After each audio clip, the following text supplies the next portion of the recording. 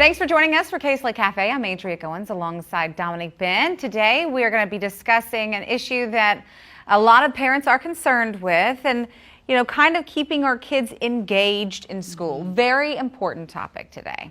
Had an opportunity, Adria, to visit Cherokee Park Elementary last week. Spoke with various teachers, the principal over there, Tangela Sylvie, and had a chance to go into a classroom that just blew me away, and that's the classroom of Phillips Jr.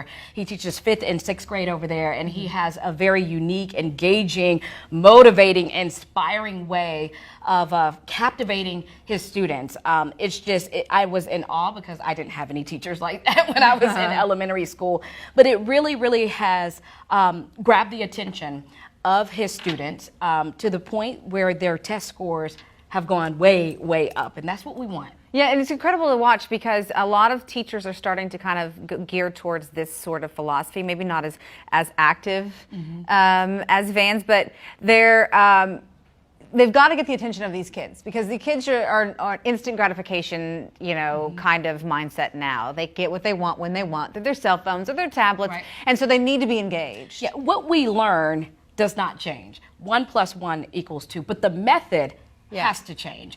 And I think that's what you see. We're going to have a lot of video that you'll be able to see from Mr. Phillips' classroom to show how he is able to engage with those students. I mean, it doesn't stop. The energy, it's high energy in there. And I can't imagine like wanting to go to class, wanting to go to school. He has about 60 or 70 students between 5th and 6th grade that he teaches, and he refers to them, those are his babies, Yeah. And the relationship goes far beyond the classroom because he has a personal relationship with each of those students. They trust him.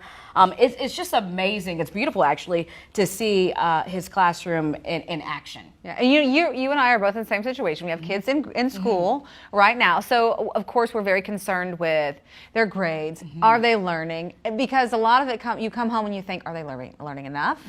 And what do I need to do? So to be able to kind of put them in a situation where they want to learn, they're engaged in learning. It's not only easier on us, whenever we don't know where to go or who to turn to really get them engaged in school. So it's nice to see a lot of these teachers, but at the same time you have to have like an environment and you have to have a principal, like Principal Sylvie, that allows it.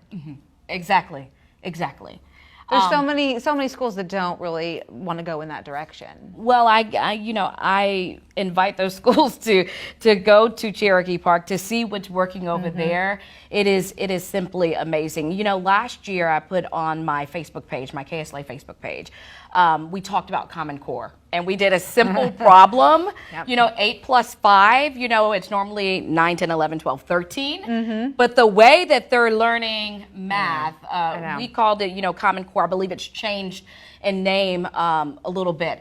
But I mean, the amount of parents that were on that post, shared that post, they feel like they need tutors. The parents need tutors in order to teach the kids. When you were growing up, you didn't have Common Core. No.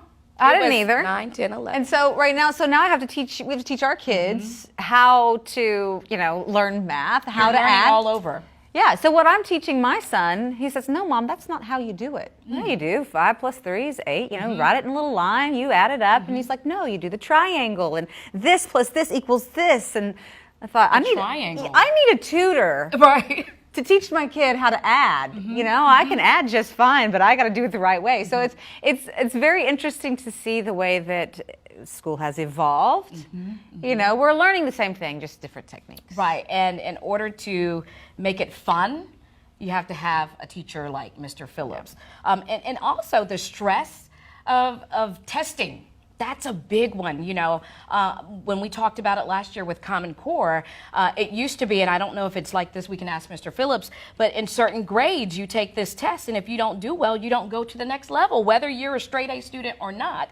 The standardized test determined whether you were going to the next level. It was stress for the students, it was stress for the parents, I'm sure the teacher, the schools, because all that factors into if you're a school, a B school, or whatever your grade level is on the schools. And then, you know, the students, you know, it makes them feel, you know, stressed that I got to do good in order to go to the next next grade level. But I believe that's changed. I hope that's changed. I wasn't a great test taker. Me either. In school, I was the honor roll, I graduated salutatorian of my class, but I just did not do well on standardized testing. It's the pressure. It is the pressure. And I don't think I've done any of the I know, standardized right? testing in journalism here. So I keep thinking, I mean, I took algebra, took all these classes, and how much of it do I really use in the real? You really do, you know, add, doing this and that, balancing a checkbook, that kind of stuff. But half the stuff I learned, I don't remember. I mean, of course, that was a long time ago. But don't come after us, Department of Education. It's needed. It's needed.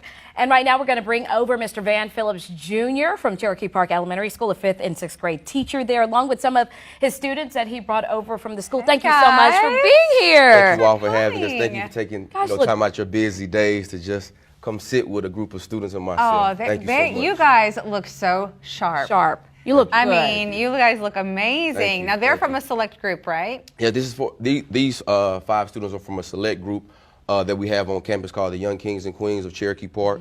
And basically this group, we teach, myself and Coach Ball, we teach them leadership skills, we teach them social skills, communication skills, even skills as far as, because the type of students that we service, how to interact with the law. Because that's something that's very prevalent right now. So I definitely think our students, just because of the times that we're in, they need to know how to interact, some of the things that they do need to say, some of the things that they don't need to say, how to respect the law, how to respect adults. So we just teach those very, very important skills as far as what some of our younger generation, kind of some of the things that they struggle with now. Wish that was. I wish it was school-wide, but I know it's only 2 of you. Yes, it's only 2 of us. Sounds like a great program. Yes, wow. it is. It gives it, because we're our elementary school, so they don't necessarily have sports to look forward to. As far as in middle schools, they have sports to look forward to. They have so many different various clubs. What this is, it gives them something to actually look forward to. Oh, next year, my 4th graders, they're out. Oh, next year, can I be in it? Can I be in it? And so we tell them, okay, your behavior and the things that you do in class, it will determine next year if you're possibly going to be in the club. So it gives not only our 5th and 6th graders to look forward to, but those who are coming behind our 5th and 6th graders, it gives them to look forward to as well. Okay. No, I was just going to say, I think that's fascinating, and I wish more more classes across the Arklatex would take that up.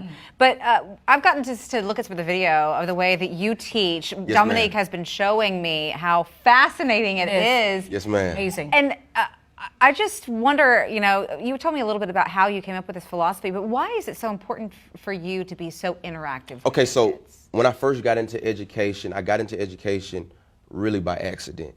And so I was working at a boys' home, and when I got through playing college football, I needed a job. So I was working at a boys' home from 11 to 7 of very underprivileged kids.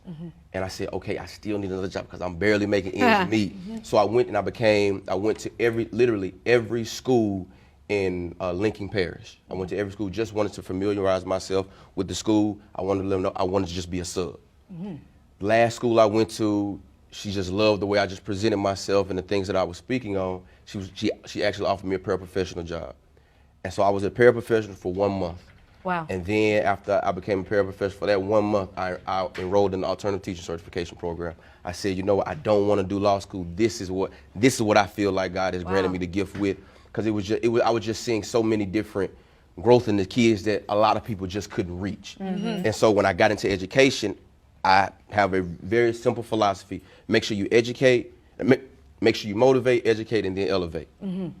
No student is going to learn. No student is going to learn if they're not motivated. No student. So when you step into my classroom, my first thing to do is make sure that Mr. Phillips, you're motivating them every day, which is why we do the Dreamers Pledge, which is why we do our attention call at the beginning of class, not the end, not the middle, but as soon as you get in, let's go ahead and let's get this now, because I want you motivated. Even if the lesson might be as exciting as yesterday's lesson, I still want that motivation in you. And then once I have a student motivated, then me as an educator, I can educate. And after I educated, then it's only so, you know, the sky's the limit from there. So now we elevate. My goodness, I saw some video of maybe the first couple of weeks of class. You told the students to write down their fears. Yes, ma'am. Yes, ma'am. And you told them to tear up the paper and Yes, throw it. ma'am. And that works for adults too, because I'm thinking, wow, let me write Yeah, down my I know, right? fears. When I posted it on my social media account, I had so many comments saying, yo, I'm going to do this. Yes. Now, they're not teachers. They weren't involved in the education field at all, but they were supervisors at their particular jobs. And I've just noticed, I had a kid, man, Mr. Phillips, I'm scared to come to your class. And that's all it took. I said, I can only imagine if they actually told me that they were scared, I can only imagine how many other people how many of my other students might have been scared. And I think one thing that's very great with me, and it builds a relationship with my students, is I also share them, okay, Mr. Phillips is afraid of these things with you guys coming in too, because I think as teachers, we try so hard to be just so perfect. And when we're too perfect, we become unrelatable. But if we're imperfect, it now becomes relatable, and when we're relatable, we can make that relationship with the student. If we can make a relationship with the students, then and only then can we connect with the students and possibly educate the student. Where do you come up with these ideas? Do you sit around the house? Do you toss them in the air and think, oh, this might work? Where do you come up with these When I great tell you, ideas? my ideas literally are just so random. So so what I told my kids literally just yesterday, I was just outside at recess, and I honestly was just daydreaming. I said, man, I want my kids to do very, very well on this writing exam because we have a writing assessment come Friday. I said, what can I do? What incentive can I put forth? So I said, okay, this is what we're going to do. Anybody who scores 15 out of 19, because we base it off the rubric from the state, anybody who scores 15 out of 19, which is also classified as mastery, they have mastered that skill, or they have mastered their writing problem. So if you score 15 out of 19 or above, I will clear my room, and I definitely will let you throw a pie in my face. So when God said that, they lost it. Like a real pie, Mr. Phillips, like, I'm not going to get in trouble. I said, you're not going to get in trouble. So again, everybody's not willing to do that, but it's literally, I don't have boundaries when it comes to my students. My students can come up, they can jump on me, they can hug me, they can love me. I have no problem with it. And it just shows, you know, how it benefits in the classroom when they can relate to you outside the classroom. It's no question if I can relate to them inside of it. You tell your students you love them every day. Every single day, every single day. And I make sure, because it's times where I have to get on my students because they're not doing the right thing. And they get mad. The first thing out of my mouth, Mr. Phillips still love you. Mr. Phillips still love you. You mad at me, but I still love you. So I want them to know that it's not coming from a place of malicious. I'm not demeaning you. I'm not demeaning your character. But the behavior that you're displaying in class is not acceptable in my class. But I still want to let you know that I do love you. What I think is really fascinating, though, about all this is that some people may, you know, you come with some crazy ideas sometimes, Yes. but they are showing results. Yes. That's what's important, that you talk about the amount of improvement your kids have seen in those test Okay, scores. so 3 years ago, I take that back. 3 years ago, I had a group, they're now in the 7th grade. It was my principal, it was our first year as the principal. And we were having just problems. Like, we were just having real problems as far as me reaching them. And it just seems like anything I did, it just didn't work. Reaching them how? Reaching them as far as to teach? educational wise, as far as, so I was like, yo, what is missing? And at that point in time, I literally redid my whole classroom. I put nothing but motivational quotes all around my classroom. I had Dr. King, I had Dr. Eric Thomas, I had President Barack Obama. So I just had all of these quotes plastered on my classroom, and that's literally when I came up with the Dreamers Pledge. And I was literally sitting at my kitchen table with my wife, and I was just writing. I said, I got to do something different. And it wasn't a fact of it's something wrong with the kids or man, these kids' parents, because sometimes that's what in education you hear. Well, they not doing anything at home, so what am I supposed to do? Right. As teachers, it's almost a second nature. Okay, what can I do instead of whatever the home environment is, it is what it is. Right. What can I do? And I literally came up with the Dreamers Pledge, and literally from that year, with us implementing this new strategy as far as making sure our kids are motivated, educated, and then elevated, I've seen over the past 2 years that my school index, well, my ELA index in my particular class, the first year that we implemented, we grew 24 points. Wow. Then the second year that we implemented, we grew 12 points in ELA, and then social studies, when I tell you my 5th graders last year, they grew almost 40 points. Oh, wow. Almost 40 points. And so it was really eye-opening to us as far as, because initially I knew how to reach kids, but I didn't know how to articulate it to this. It's just me. It's a God-given just gift, and I couldn't necessarily put on paper at first what it was, because again, I really come up with some of these ideas just random. I was just literally daydreaming, looking at the ceiling, and it's just work. And that's where the relationship between my principal and myself came into play, because she allowed me to do it. She allowed me to do it because sometimes principals, they micromanage. And one thing that's just great about Principal Sylvie is she doesn't micromanage me. And because she did micromanage me, we saw the results. And now we saw the results. Wow. Okay, let's keep doing it. What principal would want to say no to that? Oh, man. Because at the end of the day, everybody's in the results business. Everybody's in the results. If you can produce results, you can go teach it. You can go teach it. So now I feel like I'm very well equipped to actually tell somebody, okay, this is how you transform your classroom. This is how you do it. It comes by, I don't call any of my students by their first name. Don't do it. I don't expect them to call me. I tell them the first day, Mr. Phillips is never going to ask you something that I'm not willing to do for you.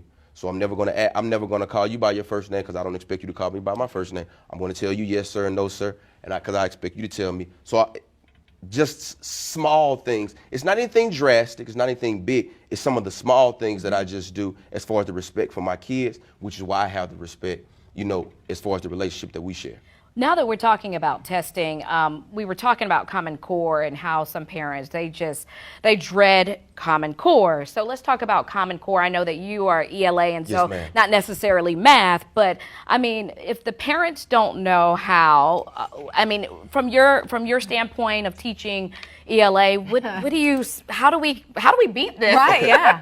So one thing that we do at Cherokee Park, that my shoulder partner, who also teaches 5th and 6th grade math, that she really does is she really exposes our parents to some of the great tools and resources they can use. Because as you guys previously said, math is different. Oh, it's very different, very different. And so with it being different, you have to have different resources and different tools to pull from, because you just didn't learn it this way.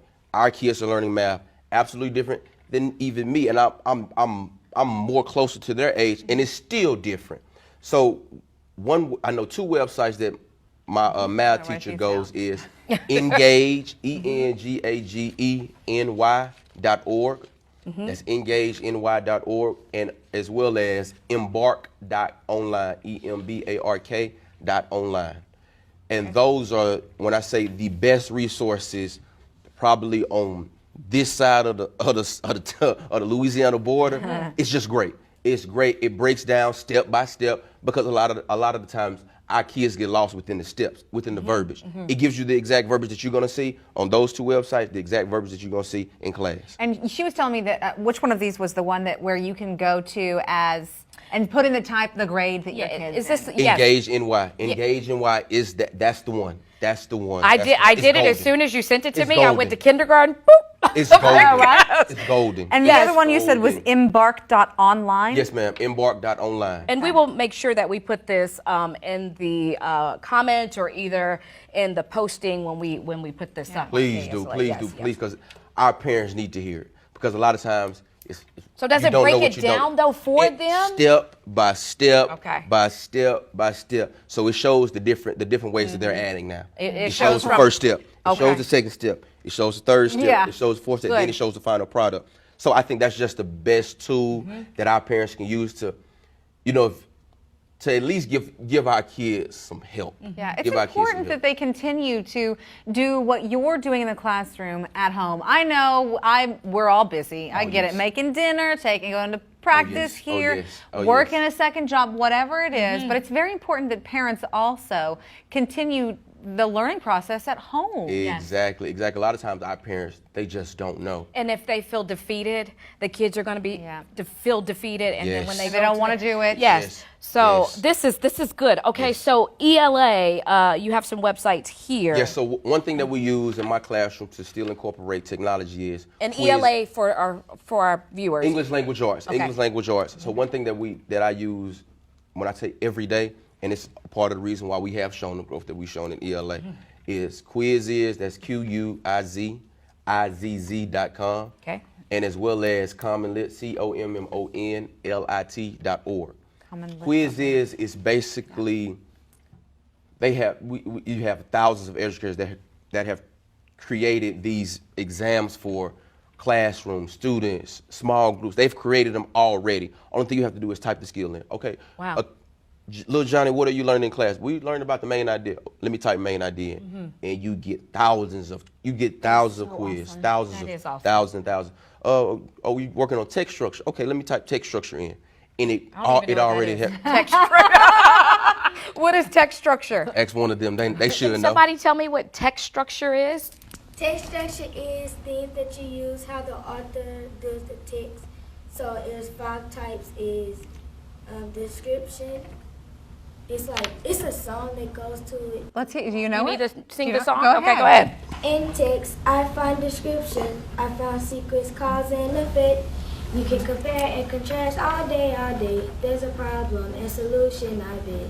And that's just another way, because these are YouTube babies. And I think Yes. that's a disconnect that sometimes teachers, they don't understand, because every day we compete with social media. So if I'm not competing with social media, let's use social media. So let's use it to help reach these kids that, they don't pay attention as long. Okay, so that's a perfect song. I pulled it from YouTube. It's from Flow Cabaret. They have great stuff. And so it's just a song that they've kind of learned, and it's just a catchy way to learn the 5 types of text structures. I that's so when cool. I was in school, like elementary, I mean, probably even now I have problems with reading comprehension. So when she, did the song and I was writing it down, I'm thinking, oh, this is kind of helping me with comprehension, because I'm reading and I may not remember, but I'm going back and I'm like, okay, the cause. Yes. the What caused effect, this? What caused, right. So Yes. that helps with reading comprehension. When I tell you, those songs, they work wonders. So well. They work wonders. We created a few songs a few years ago, and I actually uploaded to their Google Classroom. It's on YouTube. And to where sometimes when my early finishers, they finish, okay, they already know, let's go in the Google Classroom, let's look at one of Mr. Phillips' lessons. So it's just a way of constantly repeating, because we only learn by repetition. Yeah. And so they're constantly hearing these songs over and over and over again. So come state test time, I don't have to necessarily cram and jam pack. They've literally heard these songs so many times. Only thing they do, once they hear the beat, oh, okay. Dun, dun, dun, dun. Right. Once they see it, dun, dun, dun. So it's kind of like that. By show of hands, I want to ask you guys, how many of you want to become teachers now, just from working with them? All of them. I know. And you guys, Wow. did you guys want to be teachers before you took his class? No? What made you want to be a teacher after seeing Mr. Phillips? The activities that we did. Yeah. It makes learning fun. Wow. He motivated me to be a teacher, like the way he taught. Oh, look at that. Look at what know. you're like. Telling you, man. You're cultivating a whole new Tearing up. generation Man, of ever since I became a dad, I don't know, I just got super emotional Hey, sometimes. we know Yeah. what that's about. I literally told my 6th graders that you can ask them. This was literally yesterday. So we have 34 in 6th grade right now.